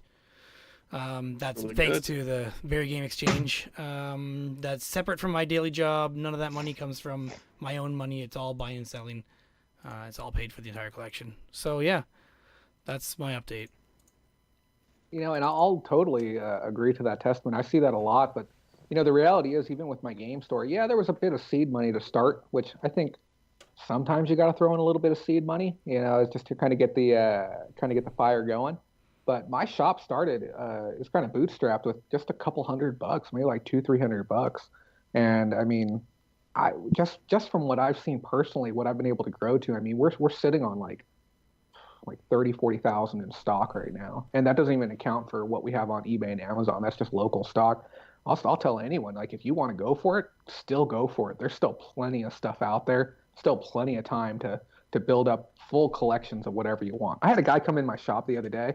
He told me the most ridiculous thing I've ever heard in my life. Okay, and for you guys it might sound sane, but for me, it was insane. He said, "I'm trying to go for a full PlayStation 2 collection," and insane. I literally my jaw just dropped, and I looked at him.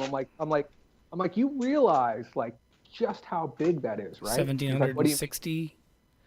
Even if we just look at domestic, I think it's like and growing. PSC, it's like 1,400. Yeah, and growing. It's like 1,400 games.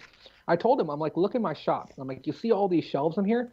I'm like, and because we have those standard bookcases you can get at Target. It's like 5-tier shelves, and we have little backers to keep everything from sliding back. But I think I have 13 of them in my shop, and I told him, I'm like, this isn't even enough. Did you say PS2 or PS3? PS2. Okay, yeah. Yeah, and Okay. I'm like, dude, this isn't even enough shelving to house a PS2 collection in this entire room. Yeah, this but entire room isn't A buddy of enough mine space. in a town over is going for it, and I think he's at 1,200 games. Godspeed. I'm pretty Okay. sure when he had told me last, it was 1,700 was what it was supposed to be. But I can't tell him to remember. send me his list, okay?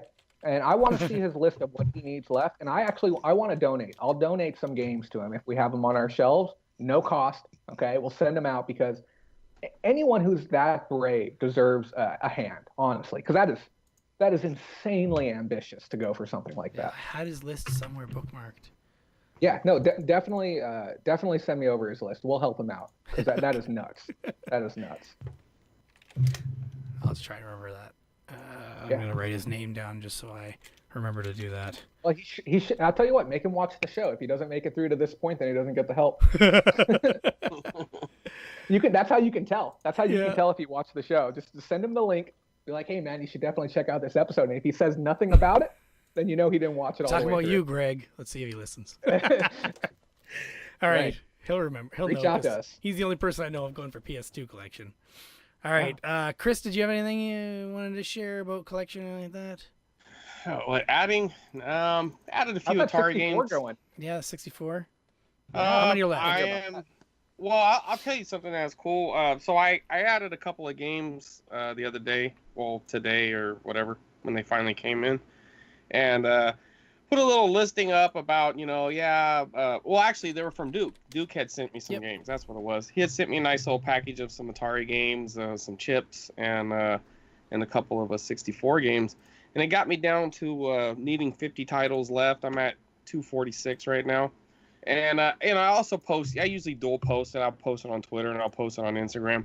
And then the guy, one of my followers, some guy I follow too, he hit me up and he's like, "Dude, I'd love to help you, man. Like, what do you need? Give me your list." So I did, and thinking that because there's a lot of commons that are still left on the list. And he gets back to me and he goes, "Yeah, here, I'm gonna send you these. What's your address?" And not that they're the rarest, but they're not cheap either. It was Dr. Mario 64 and Mortal Kombat 4, about $45 worth of games. It was just like, yeah, okay. People are nice, man. But yeah, on the house, he's like, I was like, what do you need? No, I'm just gonna send them to you. It's like, man, I really appreciate it. And I haven't ate the as of this recording, Duke. I haven't eaten the cheese curds yet, but I'm getting ready. And I like the fact that they're gluten free. That means my daughter can eat them too. She's going. Are they like gluten-free real now. cheese curds that you can turn into poutine or what? I have no idea. It says oven baked with real cheese. Oh no! So I guess it is real poutine. cheese. I don't know if Yeah, you it can does. poutine those then. Yeah. If they're baked, then it's not like your traditional. Not a cheese curd. Yeah, It's like a fried something with cheese. It looks similar to like a cheesy poof or something. Yeah. Okay. Some sort of I Cheeto mean, thing. you But, could hey, poutine them, but they'd be a little weird. Yeah. So- little it actually off. has something on there that mentions. No, it says seafood, poultry, and never mind. It doesn't say poutine. It says it's telling you what to eat it with. It's like, dude, I know what to eat chips with. Like, I'm good. Like, I don't need a tutorial on how to eat chips. All right, so our next section is listener questions. You can tweet hashtag DD Answers if you have any questions, and we'll read them on the next episode. We have two here from, first one's from STC Pod, Start to Continue Podcast. This is Bill. How do you liquidate the remaining inventory that you have left after your normal selling tactics are exhausted? Hashtag overstock. So this is probably Bill talking mainly about having sold at the Barry Game Exchange and all the stuff he has left over and looking for ideas. Yeah, I saw some of his stuff. I'm probably one of my first ones would be, like a yard sale, traditional yard sale. Just try to blow it out. Hopefully you can at least, if it's something that you really feel like a loser on, like not a loser, but the product's a loser. Yeah. Right. If you could break even on it, sometimes breaking even is better than nothing. Try to yard sale it.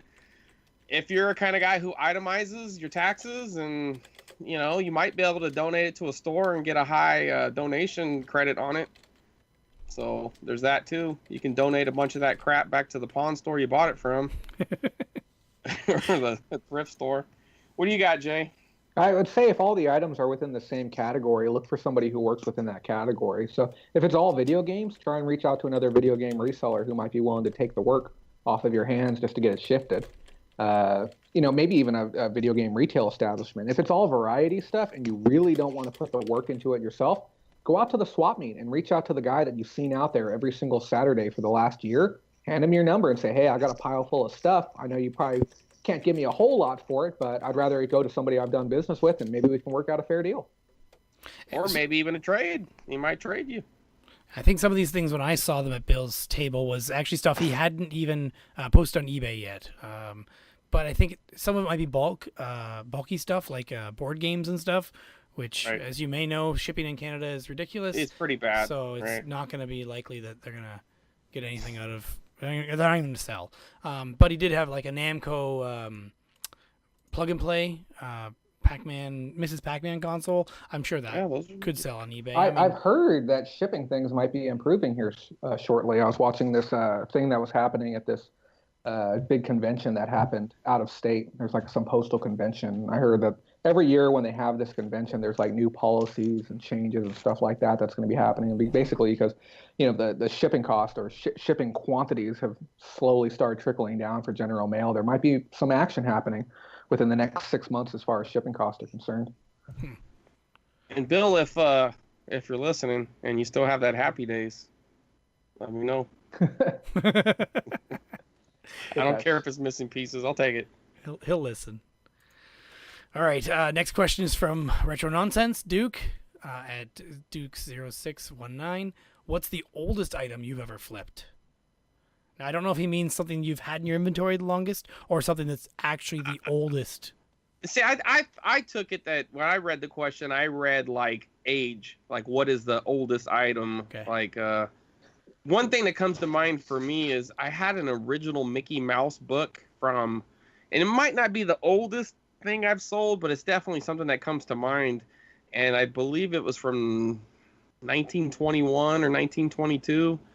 But it was in really good condition. I had picked it up at an estate sale for a few dollars, and I ended up selling it for about $120. And it was a pretty cool little book. I was afraid to even look at it because it was so old. I was afraid just you breathe on it. Just like I just knew that the pages were there. I looked through it once, and I was like, "That's good enough." I listed it and left it alone. I'm sure you've had something older than 20, Sanjay. I've had a couple that really stand out. I have one that's this piece of glass. It's so dumb too. Like some of the stupid things that people buy, but it was like the bottom half of a glass like face powder. I don't know what you call it. Like the women call them compacts now, but you had like your old face powder, and it was from like I think it was like 1874, somewhere in there. But it was only worth like $14. I guess they were like insanely common still, or just really lacked desirability.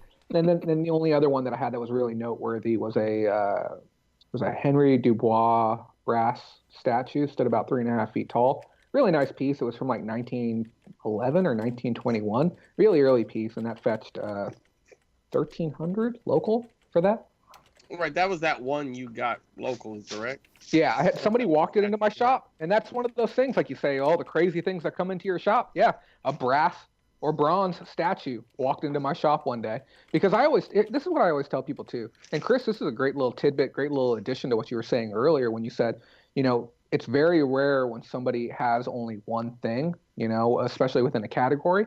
But I blanket it when I'm talking with somebody who's already selling stuff. I say, we buy all kinds of stuff. If you have like, iPods, old electronics, video games. I mean, like you can list out your best performers. We like vintage board games. We like old comic book collection. I buy old coins, and then I give them this great one. I say, if you have something that is valuable, but you can't get the money you want for it locally, like it needs to be sold online. That's the type of stuff we buy. And then that's how that happens. She's like, well, I got this statue. And this is what I tell people. I mean, there's some things that are only going to work 1% of the time. But if you have about 100 or 200 things that only work 1% of the time and you use them all every single day, yeah, stuff's going to start sticking real quick. Yeah. All right. So our next section is suggested content. This is where we... Well, what was your oldest item? Oh, mine. Oh, sorry. I forgot. I literally have nothing. Nothing. I've sold stuff that's mostly games. I mean... The oldest game. We gotta break you of that. You have to go check out my store and look at the diversity. I'm telling you, I know that's the problem, but I gotta find the stuff. Every time I try and it's out there. Branch out in diversity, I always fail, or I just sit on it and never post it. Is the other problem? They don't have the same stuff in Canada, Jay. Yeah, they got mooses and waffles and stuff. Hey, I got the pictures in just now, guys, of those Super Nintendo games. If you're up for a list right now, go ahead. Okay, we got Power Rangers Fighting Edition. This is all Super Nintendo. Final Fight, Super Ghouls and Ghosts, Bugs Bunny Bust Loose, Jurassic Park, Wanderers from Eve 3, Star Fox, Mortal Kombat 1, Earth Defense Force, Contra 3. I could really use a Contra 3 right now. Tasmania, Street Fighter 2. It looks like Turbo Edition, but I can't remember if it says Turbo Edition across the top label or not, or if it just says. I think it does, but it doesn't matter. Go ahead. Mickey Mania, Maui Mallard, and the Cold Shadow, Disney's Aladdin, Jungle Book, Ren and Stimpy, Kirby's Dream Course, fantastic game. That's if a you good haven't one. played it yet. Yeah. Super Return of the Jedi, Super Empire Strikes Back, WrestleMania, Mickey's Quest, and then a Super Game Boy, and a Mario Paint with the mouse. No mouse. Not a bad little lot. It's okay. Now the fun question. This is what I always tell people when you're negotiating. Never give out the first number. Ever.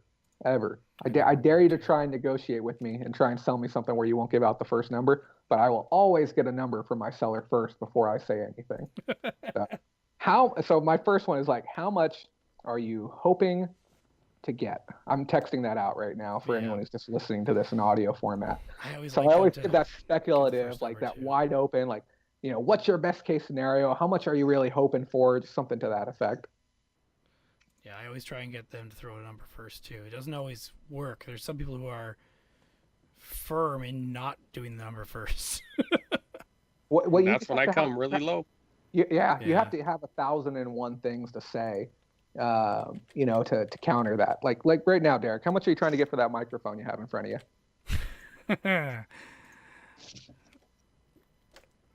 At least double what it's worth. Roundabout how much do you feel it's worth right now? I can tell you what it's actually worth.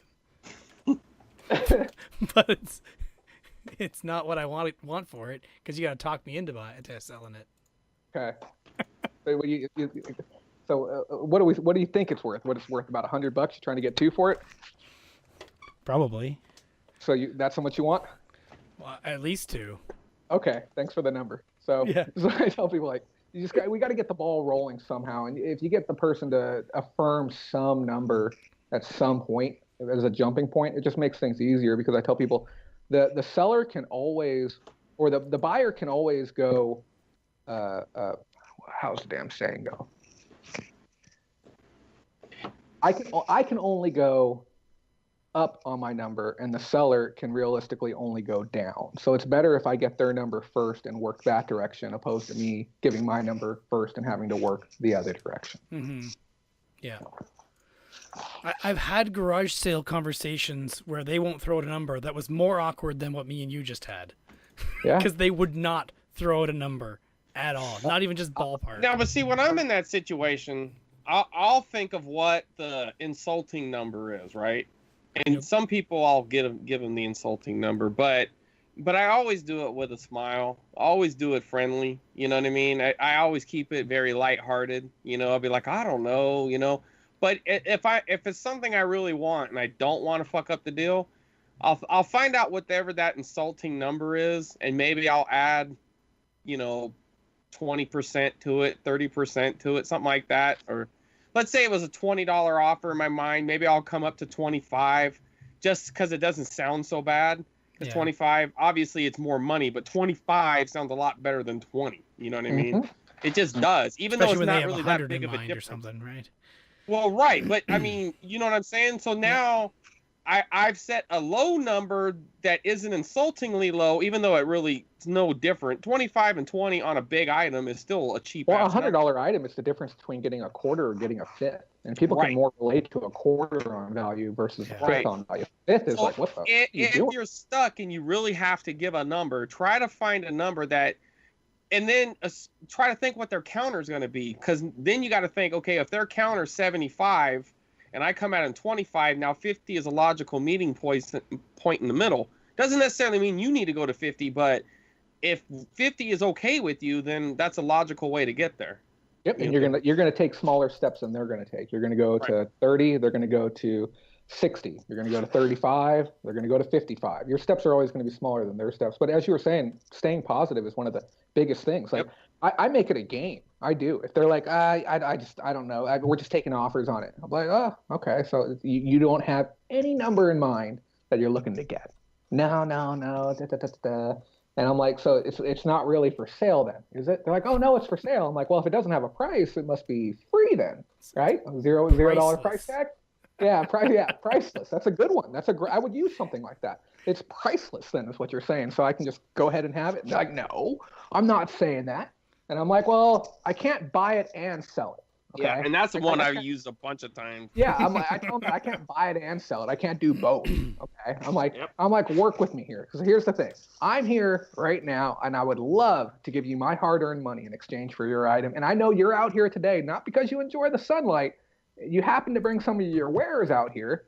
I'm here at your mercantile right now. Sell me some of your goods. Let's make a deal happen today. I'm like, just give me whatever crazy number you're thinking about. We'll go for it. And showing them money isn't a bad tactic either. It doesn't necessarily mean you're going to give it all of them, but actually showing them money to let them know, like, this isn't bullshit, you know? Like, I have money. Money in hand, yeah. Right. I'm looking to buy. Well, like, I'm a break motivated 1,000? buyer. Would you just really flash it out there like that?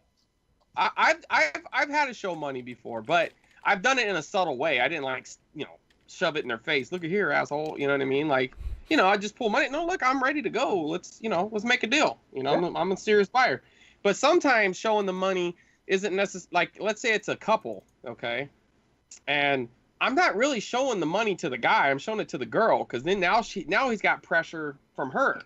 You know what I mean? That's one of those 1% things.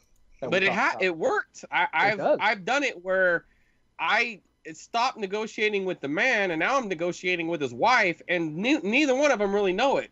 He thinks I'm still negotiating with him, but I'm negotiating with her. The money's in your hand, but she's already spent it. She's already gone online in her head, figured out what store she's going to, the items are in the cart, okay? And she's waiting to press checkout, okay? And you are the key to her being able to press checkout on that order right now. That's what's happening. And it's brilliant that you work at that direction. And here's the other thing. I want to circle back to one of the very first things you said on this show. The very opening, you said taking away the stigma of being a reseller. Mm-hmm. I think you said something to that effect. And, being at yard sales is one of the pinnacles of being a professional reseller. It's basically when I step, and I think Chris might even feel this way too, and hopefully you do too, Derek. When you step onto someone's yard, this is it. This is showtime. This is your chance to shine and showcase everything that you know as a reseller. You have a live audience in front of you, and you have a wide selection of items. And it's your job to take all of your skills, knowledge, information on inventory and social skills and interpersonal dynamics and put them on display at every single house you go to. And if you do everything correctly, you're going to succeed. And it's about and one of the biggest qualms I hear it a lot on my show is like, how do you deal with like people not liking you as a reseller, or how do you go about like, working with people? And I tell them I put it front and forward. Okay. If I see a big old bin of books, I'm out there, I got my scanner out. Okay. And they're like, what are you doing? I'm like, I'm scanning them so I can figure out which ones I can buy off you and get you paid. And they're like, what? And I'm like, yeah, I'm trying to scan them. I'm like, how much are you asking on the box? And then you know what they'll tell me? They're like, oh, the whole box is $5. I'm like, I might even be able to give you more than that. Let me keep scanning through these and see what I can do. Okay. And all I'm doing is I'm going to pick out the good stuff. And if there's something insane there, yeah, guess what? I'm going to pay them more. But I want to get people excited about a reseller being there. I want them like pumped up, like they have stuff here no one else is going to buy. But if this guy can find value in it and he's excited about it, guess what? They're excited about getting it sold, and they're going to give you a great deal. So I'd say when you go into that yard, go in there positive, enthusiastic. First thing you do, hey, how's everyone doing today? You guys having fun? Having a blessed Sunday? Awesome. And start building that rapport immediately and dissolve that stigma, that negative stigma of being a reseller. Just go into it and know that it's a gift and a treat to them that you've chosen to arrive at their yard sale today. I was trying to think of where I had just heard that, basically that same thing, and then I remembered I was watching one of the YouTube videos you were in from power reselling. I'm like, that's where it was. I'm like, it was this week. What was I watching on YouTube this week where someone said almost the same thing about being at garage sales? He said he wants to come on. He said he would love to be a guest on your show. Oh, okay, cool. Yeah. We'll get Corey lined up for that. But I appreciate you taking the time to watch some of the content that we have out there. Yeah, I've watched a couple, and I've been following the Pickers Lounge, trying to get some tips on things to keep an eye out for. Yeah, definitely. And I think we have some Canadian members. Well, if you remind me, if you send me a friend request and remind me at some point this week, we can try and spotlight or get some Canadian members to step to the forefront, and maybe we can get some more in-depth experiences from Canadian members that might be able to benefit you a little bit more. Yeah, that would be interesting. Some tips and tricks and stuff like that. Especially anything shipping related. Jesus. Okay, let's keep moving on here. So this next section is suggested content. Anything you want to suggest our listeners check out, a YouTube video, YouTube channel, podcast, movie, game, TV show, anything you just want to share with people. First is me. I had a hard time trying to figure out something that was, kind of reselling related, which is usually what I do, though not always. Sometimes it's just something fun. So this week, it's literally go on YouTube and search for Mr. Bean, Mr. Boombastic, and watch him dance. That's it. Go watch that. All right, Chris? You got anything? I was trying to pull it up. I thought you were going to talk a little longer. You know what? I can see it short. Chris? Hold on, I got it. Yeah. It's not it's not necessarily a channel or anything, but I watched that Cobra Kai series lately, and I really liked it. It's kind of the continuation of the Karate Kid movies, at least part 1 and part 2. I guess it really does cover the first 3. I mean, it's mainly a focus on the first one, but it's the guys later on. It's a YouTube Red show. I didn't have YouTube Red ahead of time, but you get a free 30-month trial, so I just watched it, and I'll just cancel it here whenever I'm ready. But it's $12.99 a month, I guess. I'll tell you, some of the positives I liked about YouTube Red is you can actually close your phone, and it'll still play if you want it to. Like, the app doesn't close out. You can go to another screen. Now, to some people watching videos, that might not make a difference. But if you're listening to music through YouTube, it's kind of cool. It bothers me that they charge for that feature because it used to be free. Right. It used to be standard. I'm just giving listen, this ain't a YouTube Red commercial. I'm just saying. Yeah. I'm just saying that's one of the. I don't know much. I'm just saying you can use the affiliate link in the description if you want, but you don't have to. That's all I'm saying. But anyways, the series is pretty fun. If you're a fan of the Karate Kid, you might like it. So check it out. I've heard good things about it. Yeah. All right, Jay, you got anything? There's I think we're just throwing out funny videos. There's 2 that really got me. There's one. It's an older video. God, it's so hard not to even talk about. But there's an older video of this white, stale, like 50-year-old CEO for Domino's Pizza talking about the brand new Hatsune Miku app experience that they have with Dominoes. So if you type in Hatsune Miku Dominoes and watch the video, it is easily the cringiest thing I have seen in years of being on the internet. And then I have one other, which is the College Humor video. And I usually don't suggest anyone watch anything from College Humor, but they have one with the CEO of Tide. It's a fake CEO, but he's talking about the Tide Pods fiasco, and it has to be one of the funniest videos I've seen in 3 or 4 years on the internet. I've watched it every single day. It gets me to tears every time I watch it. I'm dying when I watch it. It's great. Okay. I'm writing those down and I'll check them out. You will DM me after that video and be like, damn it, Jay, you were right. That is some quality content right there. All right. Are you taking a selfie? He does this. He did this last week too. Are you taking a selfie right now? No. Oh, okay. You had it out like this, and I'm like, what are you I was doing? changing the. No, I was He changing did the that channel. like 2 weeks ago though on the podcast. Oh my god. I did. Yeah. You took a selfie. Oh, shelf. Yeah. Right. No, I don't know. Doesn't Whatever. I Another was. good negotiation tactic: not respond right away. Let it sit there and simmer, and give them the opportunity to negotiate against themselves, because they'll give you that number. And if you wait like 2 hours, sometimes, maybe that's too much. Like, could you do this?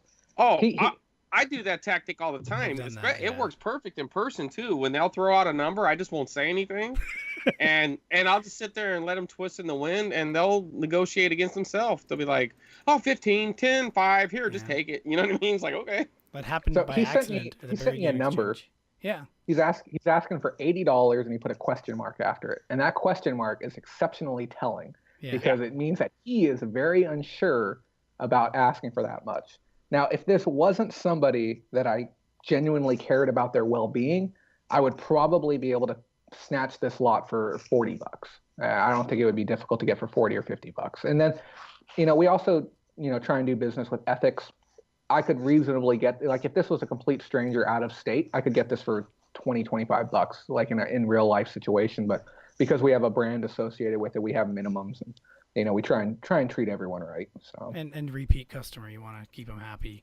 very much so. Yeah. He might be moving, and I hate to say it, but if you're doing a deal with somebody that's going to move away and you're never ever going to see him again, and like you're literally getting the last of their stuff, don't feel bad about it. Just gotta get. If they want to sell to you, great. If they can get some more from somebody else, great. But it's entirely up to them. Cool. All right. So this is the end. Plugs. So check out Chris. Chris is at CWR2 on Twitter and CWR2 on Instagram. Jay runs Do you mind if I do my own shout outs? I got quite a go few. right ahead. Okay, so if you are anywhere in the Central California area and you want to check out the game store, it's called Jay's Game Shack. We'd love to have you by. Because we are in-house, everything's appointment-based. But just type in Jay's Game Shack in Facebook or Google. It'll pull it right up, and you can message us or anything. We also ship items out. So if you see one of our listings and there's something you like, we generally will cover shipping. We offer military discounts and all that stuff too. If you're interested in becoming a professional Amazon or eBay reseller, we have our group for that. It's facebook.com/groups/Bolarama. We also have a Patreon funded backend on that as well. If you want more one-on-one support, it starts as low as a couple bucks a month, or we have one for 50 cents a day where you can get direct access to over 20 professional resellers. And anytime you need to talk with them, they're there. And then the final one is a big one. If you're having issues with shipping cost and you're here in the States, and potentially here in Canada eventually, but if you're in the States, I do consulting work with a company called Pirate Ship. And we have a link. It's pirateship.com/refer, REFER /CVC. It's Charlie Victor Charlie. And that'll get you plugged in. And there's a video for it as well where I break down how cubic shipping works. And it saves me like $200 a month on shipping costs. So that's the big thing. I'd strongly recommend anyone at all who's a reseller. I don't care if you're selling just a handful of games each month or if you're moving thousands of items a month. Definitely get on that. It's saved me so much money so far. Okay. And do you have a YouTube channel? I mean, I found one called Pickups. Yeah, that's me. Yeah, pickups basically means like item pickups, and we haven't secured our URL yet because we just hit the 100 subscriber milestone. I noticed, yeah. So yeah, and so we will be locking down that URL here within the next week. But we're trying to really figure out what direction the channel is going to be going next.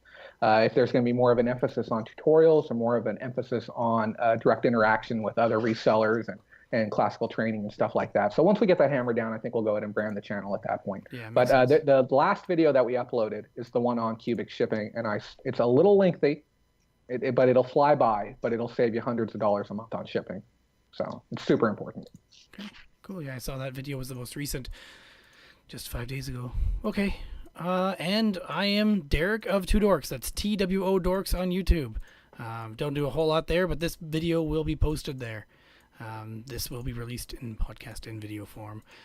Check out Cartridge Club, cartridgeclub.org. That is a community of gamers, content creators, and collectors. That's where I met Chris and many other people we've talked about today. Thank you for listening, and thank you to my guests for helping me out on the episode. Thank you for having me. Cha-ching. All right. You guys can have it. Do you need time to eat? No, I just want to get in one more bite before we get going. Okay. Anybody need a break? An actual bathroom break or anything? Chris is eating. We'll let him eat. I don't want to hurry you. Go ahead. No, I don't want to hurry you. No, I'll just keep eating when Jay's talking. All right. I mean, you can do the rest of the editing right now. You can that's what I was gonna do. Is I'm gonna lay it all out. Mark the spots where we started, where the break was, where the end was. Maybe a bonus footage if I do find something funny, like him eating the sandwich or drinking a drink. It was a burrito, goddammit.